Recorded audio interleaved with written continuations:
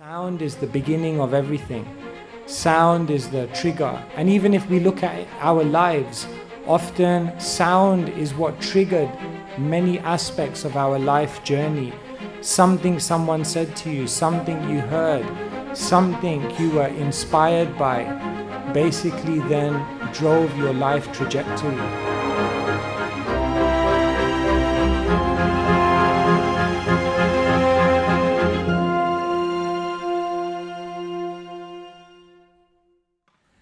So this evening we are discussing the topic sound and spirituality. As I was growing up, I was going to different religious places, temples mainly. And my conception of a temple was that a temple is a place of stillness, a place of solitude, a place of seriousness, and a place of silence. And then I came to the Hare Krishna temple. It was almost like the antithesis of everything, you know. It's like stillness. Like these guys are like dancing. They're like half the time they're more like in the air than on the floor, you know.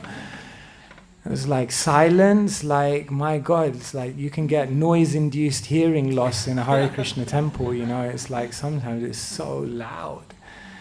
And it definitely wasn't a serious place. I mean, everyone was joyful. It seemed like a festival. And one thing that really impressed me about the devotees of Krishna was how much they could eat.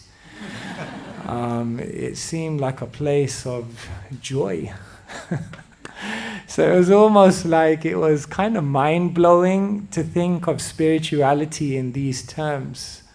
And I remember speaking to one of the monks and he said, singing, dancing, smiling, and laughing, these are the most natural expressions of happiness.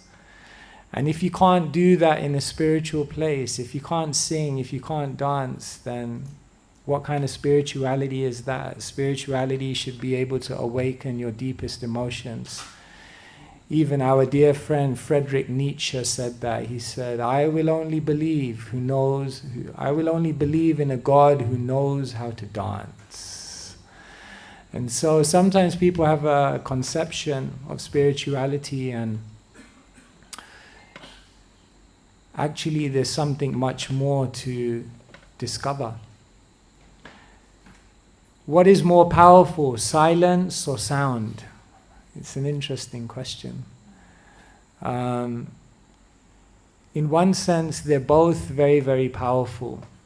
And actually, Eastern teachers talk about the power of silence. What's happening is we have our consciousness, and our consciousness is kind of being projected through the windows of the five senses into the world. And when our consciousness is projected through the windows of those senses into the world, then it's a chaotic world out there. Because our consciousness meets with so many things, the good, the bad, and the ugly. So therefore it's said that silence, or withdrawing the consciousness away from the world, away from that stimulation, away from that agitation, away from that provocation, definitely brings a sense of peace and calmness.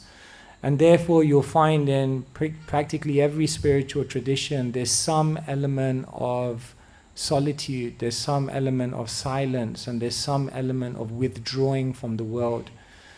And that's something that we can all do. When I was traveling in India at the age of 21, kind of exploring my spirituality, I met someone and I asked him for some advice, and he said, every year disconnect for 1 month. Every month disconnect for 1 day. And every day disconnect for 1 hour. Disconnect to connect. I was like, you should be on TEDx. It was kind of nice, it was snappy, it was practical, and as I tried to apply and live that in my life, I found it was also incredibly powerful as well. So there's definitely something to be said for withdrawal, for silence, for solitude, and for embracing that. Nowadays people are afraid of solitude because they think being alone means being lonely. But being alone can also be the most energizing experience that can then allow you to connect with others in the deepest way. And therefore, in all spiritual traditions, as I mentioned, solitude is there. However, the ancient teachers of the Vedas explain that sound is perhaps something which can build upon solitude and silence and then allow us, after pulling back our consciousness from the craziness of the world, with sound we allow our consciousness to re-enter the world, but in an uplifted state, where rather than becoming influenced by the world, we become influencers of the world in a very, very positive and beautiful way. And when we uplift our consciousness through sound and we re-engage with the world, we see a different world, we see different opportunities, and we have a completely different experience. And therefore sound is very, very powerful. In the ancient Bhagavad Gita is mentioned that material creation is encompassed in 5 elements. In Sanskrit it's mentioned Bhumirapo nalo vayu kamano buddhirevacha ahankara iti yamme bhinna prakritirashtadha. That basically there are 5 physical elements which are the building blocks of the universe: earth, water, fire, air, and ether. It's said that within ether, which is the most subtle element, sound is contained. The next most subtle element is air. And it's said within air, you have sound and touch. Then the next element which evolves is fire. And fire has sound, it has touch, but it also has form. And then the next element is water. And water carries all of those experiences: sound, form, right? Yeah, touch, sorry. I always get this one mixed up. Form, and it adds in taste. Taste, water has taste. And then the most gross element, earth, adds all of those, and then it adds fragrance, smell. And so sound is said to be the beginning of creation. This is a fact which is corroborated in many, many different spiritual traditions. Sound is the beginning of everything. Sound is the trigger. And even if we look at our lives, often sound is what triggered many aspects of our life journey. Something someone said to you, something you heard, something you were inspired by, basically then drove your life trajectory. And so sound is incredibly powerful. And amongst all the sound vibrations, mantra is considered the most powerful sound vibration in creation. There's sound which is spoken on the physical level. Then there's sound which takes place on the mental level. Right now, all of you are listening, but there's a sound within your mind. When's this guy going to stop? So there could also be a sound which is a much more subtle type of sound which is occurring in your mind. And then there's an even more subtle type of sound which is a sound of intuition. It's not one that you're pushing, but it's a sound which just kind of enters spontaneously into your consciousness to sometimes reveal things. But it's said beyond all of those levels of sound, in Sanskrit we say Vaikari, physical, Madhyama, mental, Pashyanti, intellectual or higher, but then above all of those sounds is Para, transcendental sound. And this sound actually connects you with a higher nature, a spiritual nature, an eternal nature. And perhaps the most famous and the most widespread of all Para sound vibrations are mantras. And so we chant mantras again and again, and these mantras bring us into a beautiful state of consciousness.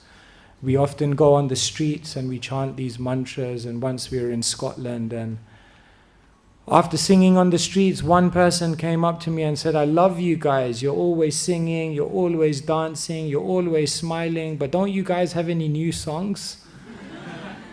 So then I just spent some time explaining to him that this is a mantra, and the more you sing it, the deeper it goes, and the more profound effect it has in terms of moving your consciousness. Today, what I want to share with you in the few moments we have is how sound vibration can bring you into what we could call in contemporary terms your spiritual flow state. Are you in your flow state?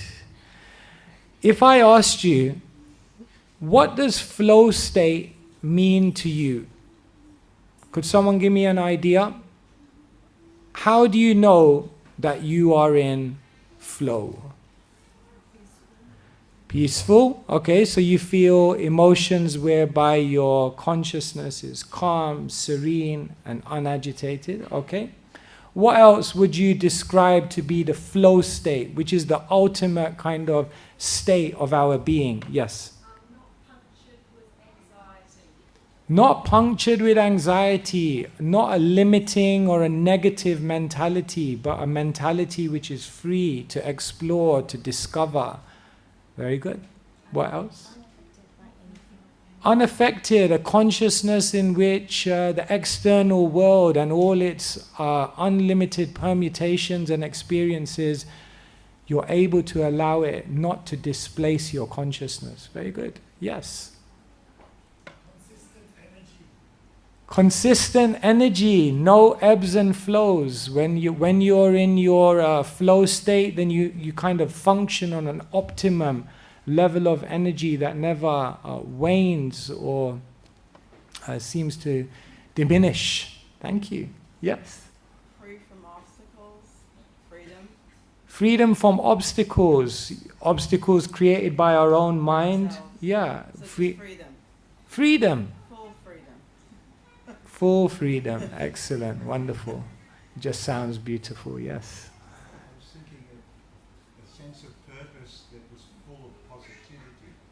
A sense of purpose that's full of positivity. Yeah, they say the best alarm clock in the world is purpose. Because when your eyes open in the morning, if you have a purpose, a hunger, an enthusiasm, something amazing that you're trying to achieve, you jump out of bed. So yes, purpose and positivity, yes. Your conscious mind is more disconnected, things happen more automatically.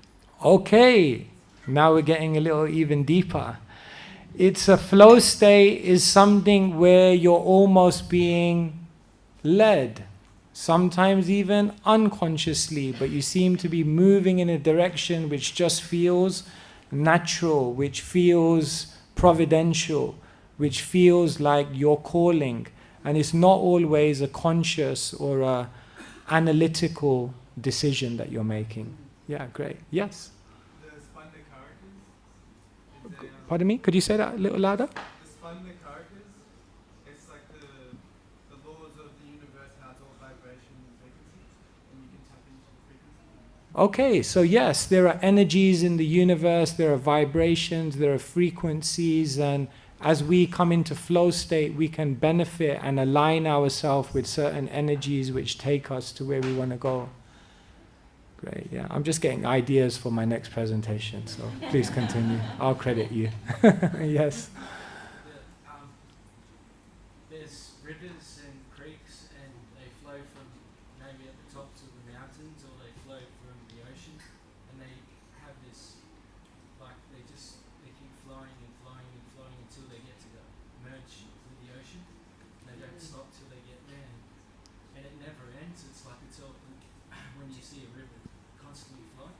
Yeah. So it never stops, and similar to how maybe it's an analogy to how we. It's not a destination, it's a journey kind of thing. Yeah.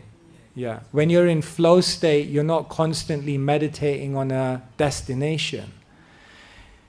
When we're not in flow state, we're constantly meditating on an end or a goal or a final conclusion. But when you're in flow state, you're kind of almost just flowing.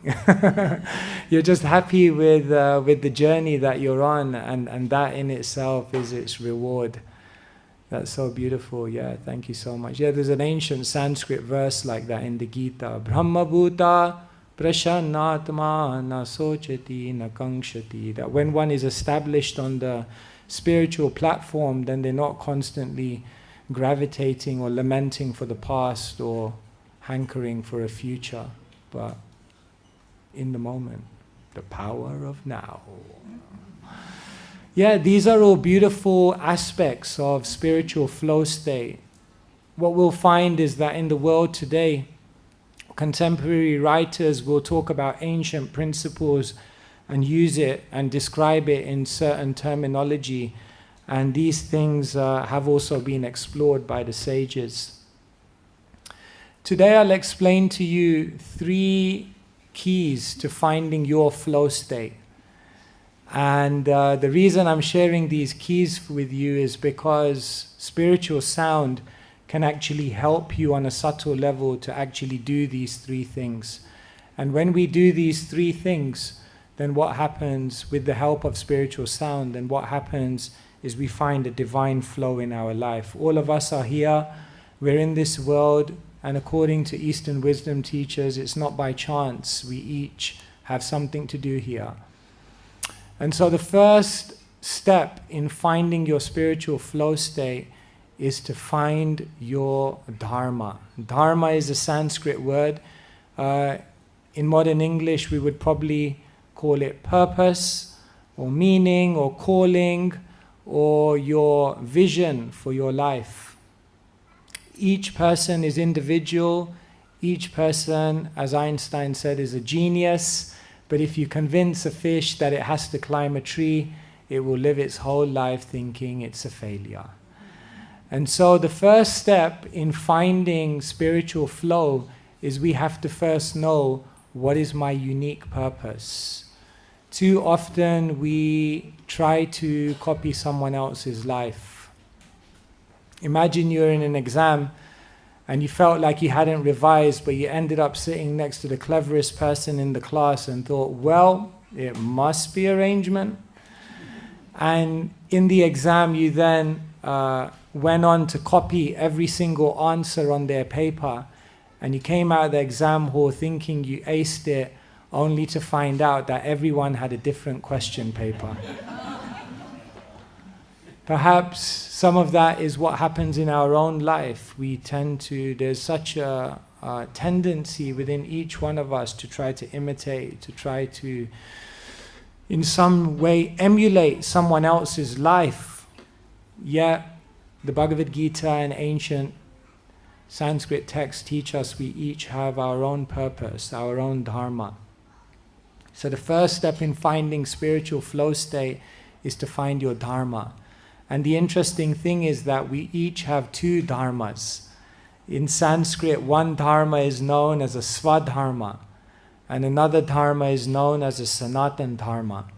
A Svadharma means your purpose in this life, and the Sanatan Dharma means your purpose in eternity. And therefore, both of those dharmas can be integrated, and when they are understood and followed, then one achieves their greatest potential. The second step in finding your spiritual flow state is to deepen your selflessness. Purpose or Dharma is never selfish.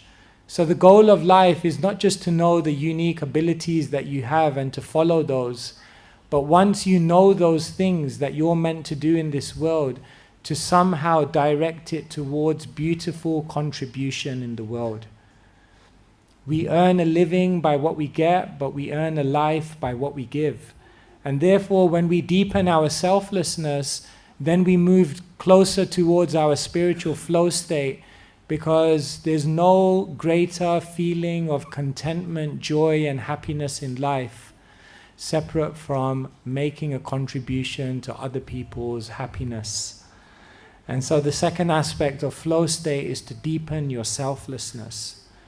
And the final step in finding your flow state is, once you've found your purpose, once you've deepened your selflessness and you're using your purpose in contribution, the third step, which is perhaps the most mystical, is to align with the divine.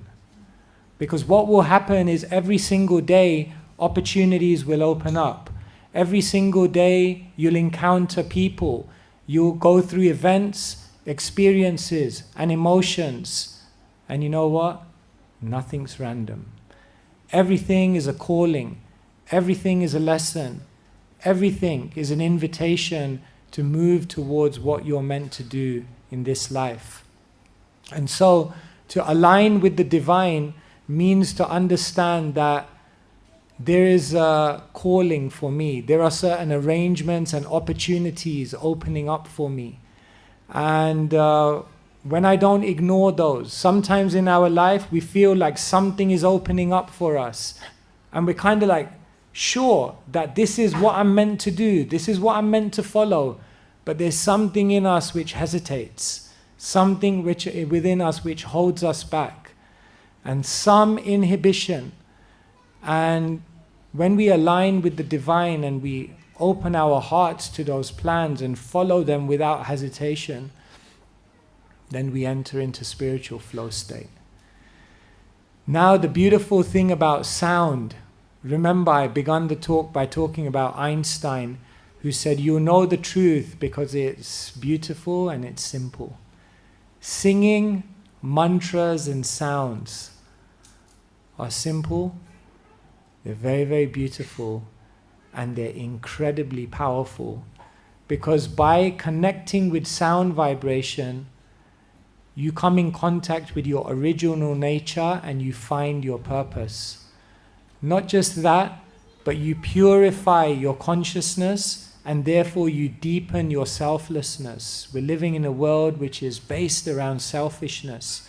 And so the mantra purifies the consciousness and brings that selflessness in. And the sound, the mantra, perhaps in its deepest sense, helps us to actually communicate with divinity. It helps us to actually hear divinity. And then what happens is we become much more empowered to align with the divine. And when we do these three things, then what happens is we find our spiritual flow state. And then all the things that all of you mentioned which characterize flow state, we actually experience in our life. And so, spending time every single day to disconnect, but not just be silent, to utilize spiritual sound, to find our purpose, deepen our selflessness, and align with the divine. If we take that time every single day, then we'll find that life becomes like a transcendental drama. And amazing things, magical things, mystical things, moving things, memorable things begin to happen because we are spiritual beings, and there is a spiritual plan that each one of us are meant to enter into. And that is the invitation of the sages of the East through their teachings in ancient scriptures like the Vedas. So these were some thoughts I wanted to share with you about spirituality, sound, and finding your flow state. I think we have still a little bit more time, is it? Yeah. I guess at this stage I just wanted to kind of open it up and see whether any of you may have any questions, any comments, any reflections, or perhaps anything I said that you'd like to know perhaps more about. Yes? Hare Krishna Maharaj. You can say that in this day and age in Kali Yuga, most of our suffering comes from within. Yeah. So in this in this day and age, in the Kali Yuga, most of our suffering, true suffering, comes from within, from the mind. And out of all of that, probably you can say that fear is the most paralyzing and predominant fixation of the mind, trying to hold on to what we hold dear and trying to avoid at any cost what we don't like. And we know that ultimately it's our attachments that are causing that, but we also know that we can't artificially give up the attachment. It's a gradual process. So what do we do in that in-between stage? How to overcome fear. In the most positive, wholesome way. Yes, I was mentioning and referencing today the Bhagavad Gita, and an ancient commentator, Jiva Goswami, he observes that the very first thing which Krishna says in the Gita, 2:11, Asocyan anvasochastvam pragyavadamscha bhashashe. He uses this word socha, and he tells Arjuna, do not fear, do not lament, do not be in anxiety. And Jiva Goswami notices that the very last thing which Krishna says in the Bhagavad Gita, Moksha yishyami ma sucha. The very, very final thing he says is, don't fear, don't be in anxiety, don't worry about anything. And he observes this and says that this is the basic human condition, that every single person is so fearful. It's like those cartoons where everything is sunny, but then there's like a dark cloud following this person over them, and this fear keeps overshadowing our life. We're fearful about the past, we're fearful about the future, we're fearful about our career, we're fearful about our health. When we're unhappy, we're fearful it will never end. When we're happy, we're fearful it will end. Very difficult. Fearless persons are not people who don't have any fears. Fearless people are those who have a purpose which is so captivating that their fears pale into insignificance. If we try to overcome fear by neutralizing all of those things which are causing us fear, we're losing a battle. We're fighting a battle which we're going to lose. Instead, the way to overcome fear is to find something so captivating, so enchanting, so inspiring, so motivating, that to move in that direction, you're willing to do anything. And so that is the real way to overcome fear. Not by trying to neutralize the circumstances around us, but by finding something which elevates our consciousness beyond that. And in that way, we live life unbound. So Nelson Mandela said, let your decisions in life reflect your dreams and not your fears. You see? We just have to get more excited about something. Like I never liked public speaking, and then someone told me something which changed the way I did it. He said, when you come up to the mic, there's a certain energy that goes through your body when like 150 people are sitting in front of you, waiting to see what you have to say. There's a certain energy which goes through your body. And what happens is if you're meditating on how you're going to fail, if you're meditating on what's going to go wrong, then what that energy will turn into is complete nervousness. But when you come up to the mic and that energy goes through you, when you become excited about how you can use this opportunity to serve, how you can make a contribution, how what you may share may help someone in their journey, then you become excited. Did you know that excitement and nervousness is exactly the same energy? It's just energy which is processed through a different lens of thinking. And so we have to start in our life getting excited about what could go right and not being constantly preoccupied about what could go wrong. And when we find something that's so great, that's so beautiful, we think, I have to make this happen. I have to do this. And that makes you fearless. And so, fearless people are people who have a purpose that's so great that their fears pale into insignificance. No worries. Some ideas, so much more could be said on that, but thank you. Thank you so much. Is that a hand? Yes? Yes.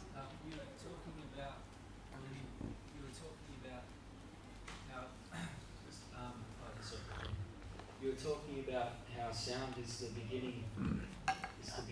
Of creation, yeah. Creation, and I heard that Om was the primordial sound. What does that mean? Do you know what the primordial sound means? Like, because I heard that was Om. Yeah. So, do you know much about it? Is it in Bhagavad Gita? Yeah. Krishna is Om. Yeah, thank you so much. Yes, Krishna says that of sound vibrations I am Om. So, primordial, I guess the word primordial could be described in different ways, but it basically means that which existed before the manifested creation as we know came about. And so, according to the Vedic teachers, time is cyclical. Time is not linear, there's not a beginning and an end, but it simply goes through cycles of manifestation and then maintenance and eventually destruction. So just like we have the seasons in a year, the cosmos also goes through different cycles of creation and destruction. And so it's mentioned that divinity, God, Krishna, exists beyond all of that time frame. And sound is the first ingredient which then triggers the rest of the material elements to then come about in the world. So I mentioned 5 of the elements: earth, water, fire, air, ether. And then there are said to be 3 subtle elements: mind, intelligence, and ego. Added to that are 5 senses, 5 sense objects. Like this, there's said to be 24 building blocks of creation. But yes, Om is the sound representation of divinity. It's said that divinity, bhinnatvan nama namino, is mentioned in Sanskrit. Divinity is not different from the name. The name and the personality are actually completely identical. And so, in the form of sound vibration, divinity triggers creation, which is then described element by element like that. Some idea. Thank you. Yes. Okay, yes. Hare Krishna Maharaj. I just wanted to say a little thing about fearless. Srila Prabhupada was once asked, what do you feel when you chant Hare Krishna? And he said, when I chant Hare Krishna, I feel fearless. So that was how Srila Prabhupada found his purpose. Yes, thank you so much. Yeah. Yeah, when we, as mentioned, Bhinnatvan Nama Namino, that the name of God and God are not different.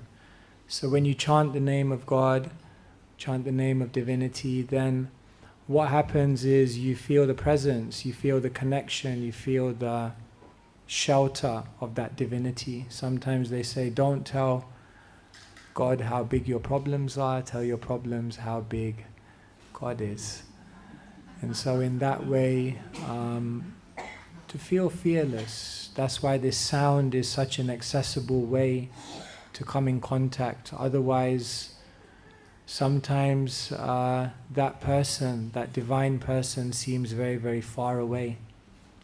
And so in Eastern theology, we understand that divinity is transcendent, but also immanent.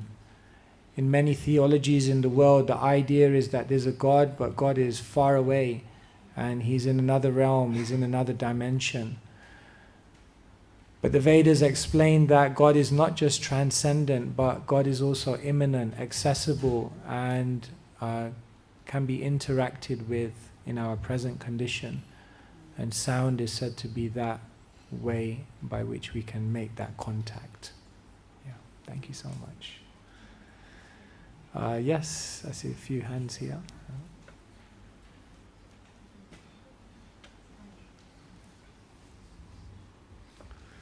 Thank you, Maharaj. When you're talking about those 3 steps, does it have to be like followed in that order, or are you able to maybe like connect with the divine as a way to find your purpose? Yeah, thank you so much. Yeah, I think so. Yeah, I don't think they're necessarily sequential. Of course, they are sequential in the sense that once we know our purpose and we know where we want to engage our energies, then we can then work on how we want to do that in a selfless way. And then as we develop that desire to do it in a selfless way, then divinity reciprocates with us by opening up many, many opportunities and pathways for us. So in one sense we can say there is a connection between them in that order. But yes, I think at every point, sometimes people, when we talk about finding purpose, we tend to think of it as a one-off event. But nowadays I feel like, even for myself, I feel like I'm constantly refining and rediscovering purpose, because life changes, you discover more about yourself, and we constantly refine that. So yeah, thank you. Yeah, I think they can also be constantly going on side by side. Thank you. Yes. Yes.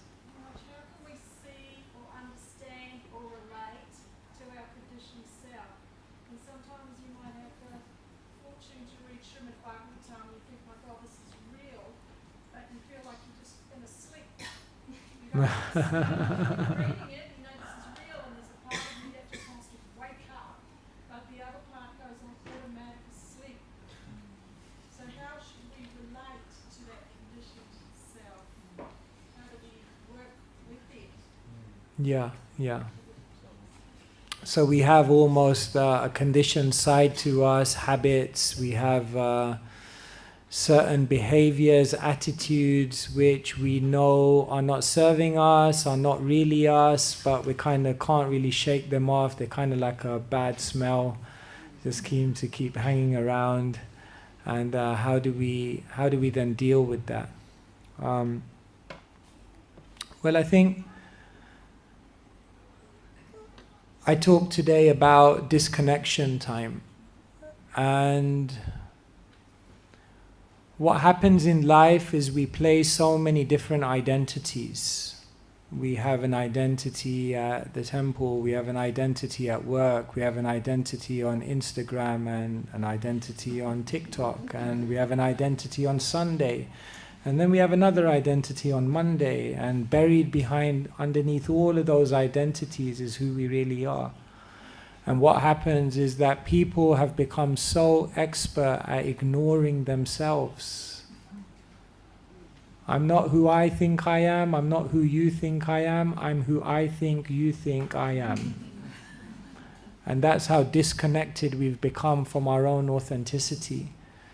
And so the more spaces we have in our life where we realize, I am a spirit soul, and I'm just playing a bunch of different roles, that connection with one's first identity, one's eternal identity, over a sustained amount of time, helps us to become observers of our own other identities instead of identifying with them.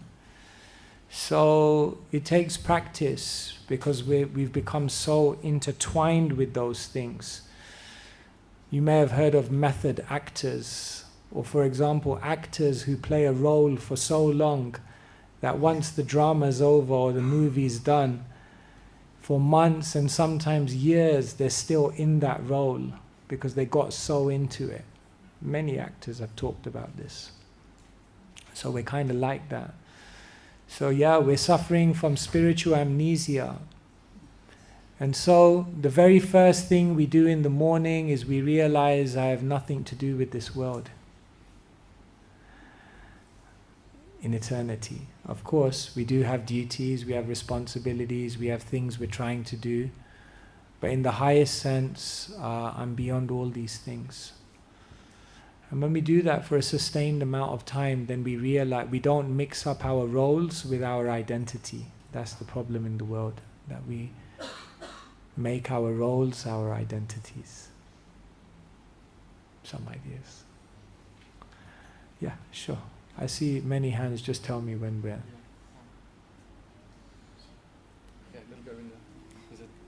Yeah. The little guy gets the priority. I hope it's not a confuse the Swami question.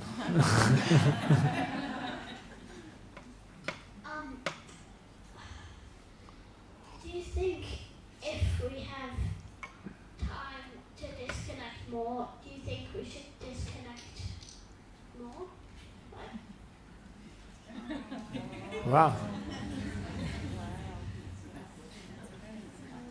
Yeah, come and join me.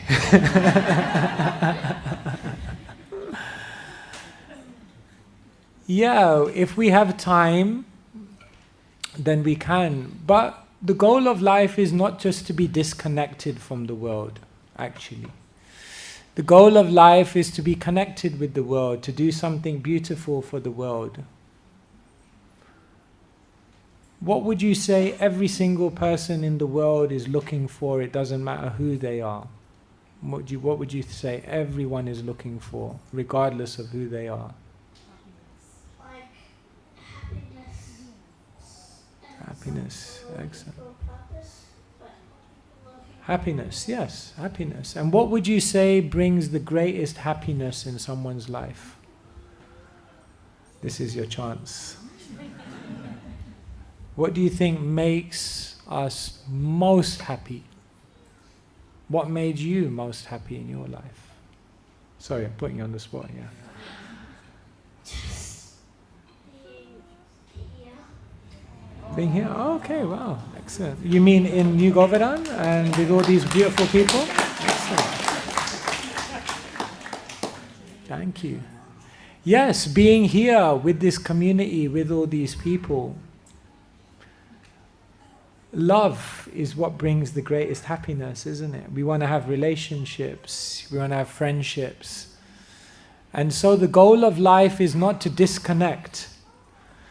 The goal of life is to actually deeply connect. Connect with the world, connect with people, connect with hearts. But when we take some time to disconnect, then we can connect better.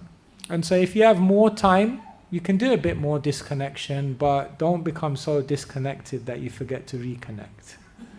Because the goal is to connect. We want to be in the world, and we want to do something beautiful in our time here by which we can experience and express love. Is that all right?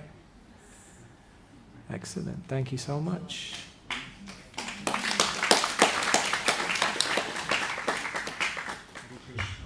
Hare Krishna. Hare Krishna. We see in the world today, through music, through cinema, that many people are attached to negative sound vibration, negative sound. Yeah. How does one get a taste for higher sound in the world that we live in today? Yeah. Yeah, different sounds stimulate us in different ways. And therefore people, it's interesting, many people are just looking to be stimulated. Why would someone pay money to go and watch a horror movie? Like sometimes you think about that, no? Like, why would you pay money to get the, just get scared?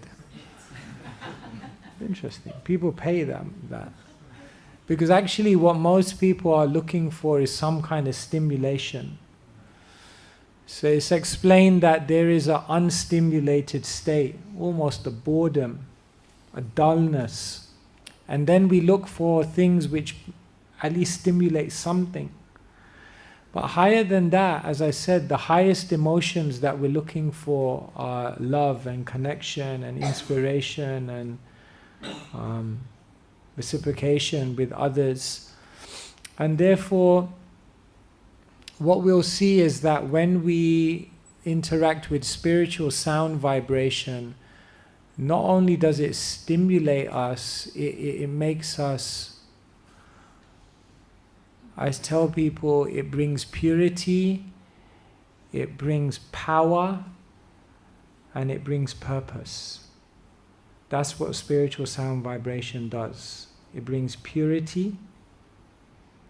You become the best version of yourself through spiritual sound vibration. It brings power, because what you do is, through that spiritual sound vibration, you connect with divinity, and then you become an instrument in the hands of the most powerful.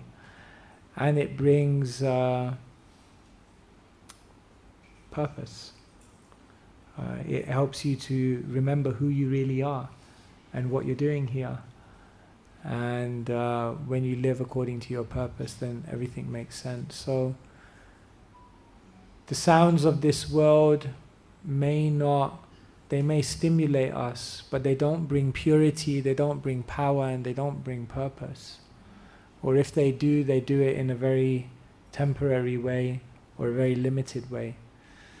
And so that's the great opportunity of spiritual sound. But we also have rock bands that chant the mantra as well, if you're into it. Shelter and all such. Thank you, Maharaj. Regarding the Dharma, especially for devotees, with all the different potential service and activities that we have, how do you actually practically identify what's the best thing? What's your Dharma? How do you actually find your purpose? I think it begins with some analysis and some observation of oneself. What are your strengths? What are your weaknesses? What kind of activities do you do that make you lose track of time? What activities are just effortless for you? What activities do you do that generally people tend to appreciate that you've done? When we ask ourselves these kind of questions, we begin to understand a little bit more about the unique psychophysical frame that we've been given in this life. You can do a personality test, and you can just do a bit of observation and reflection to just see in what environments, in what situations, in what activities do you tend to thrive. Sometimes I ask people, like, if you were to write with your non-writing hand, how would that feel? And they say slow, messy, frustrating, and all those emotions. And I say, that's how it feels when you're living out of your Dharma. So now flip that and see what activities do the exact opposite. So I think it begins with some analysis, and I think we don't do enough of that. Like I was saying, I think in this world we're really expert at ignoring ourselves. I think the second thing is to ask. In our life, we need coaches, we need mentors, we need people who can help us to see things that we can't see in ourselves. And therefore, Dharma is usually a team effort.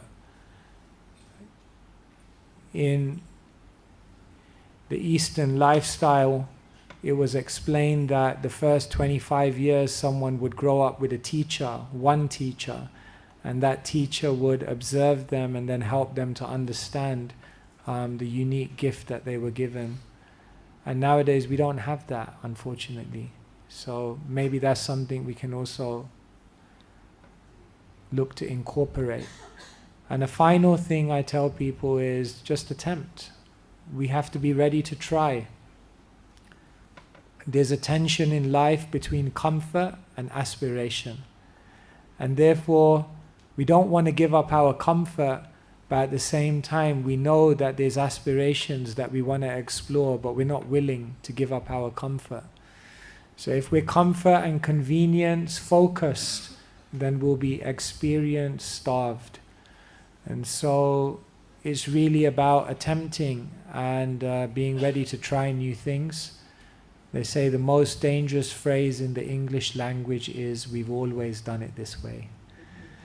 So to be able to break out of patterns of behavior and explore what more there could be. So analyze, ask, and attempt. And through those three things you can begin to gravitate towards your Dharma. Hope it helps. I don't know, yeah, just let me know when we're...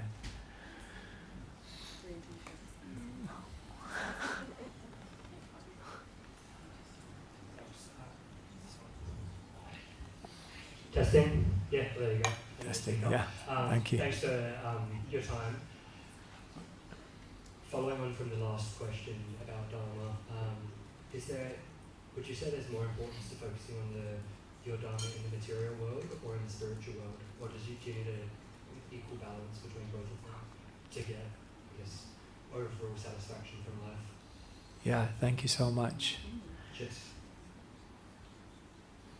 The Bhagavad Gita is a conversation which takes place on the battlefield.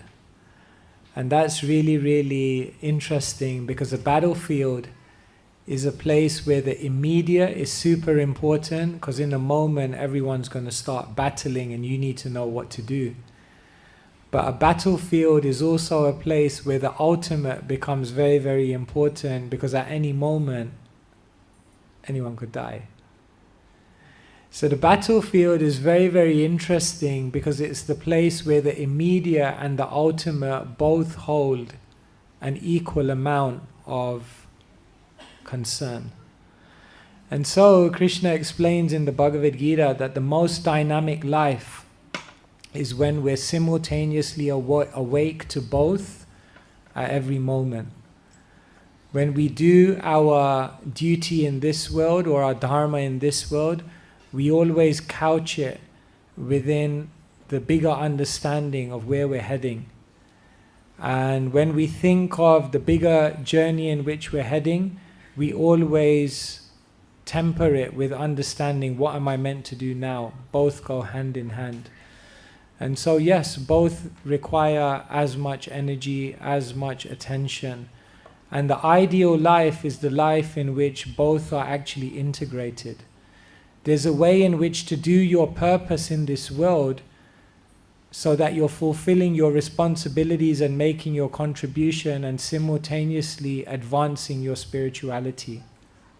The Bhagavad Gita will tell us, don't just be a husband, be a spiritual husband. Don't just be an entrepreneur, but be a spiritual entrepreneur. Don't just be a mother, but be a spiritual mother. Don't just be an artist, but be a spiritual artist. In other words, when we aim our Dharma towards spiritual pursuits, then we combine and do both simultaneously. Does that help? Thank you. One last question. All right, yeah, sure. So you touched on transformation and becoming fearless. I remember a class you gave some time ago, you were describing yourself when you first moved into the temple as very introvert. That's how you described yourself. So, but then you found yourself, you're on the street selling books, now you're travelling all around, you're public speaking. So what was that single most influence of transformation that you find yourself in the position in? Thank you. Yeah, in my life, I never wanted to stick out. I was like, I'm going to be in the crowd. Then what happened is when I was about 15 years old, I became like 6'2", and I was like, this isn't, I didn't want to stick out here. And then when I was like 17, I became a Hare Krishna. I was like, okay. Then when I was 21, I became a monk dressed in bright orange. I was like, oh my God, this is not going to plan. I'm supposed to not stick out here, you know? And then I joined the monastery and I was like, okay, I'm just going to be like a low-key monk and everything. And then they're like, no, you have to be in front of the mic. And I'm like, no, I'm on the other side. No, you're on this side. Nowadays, I walk around as a sannyasi and I carry a stick.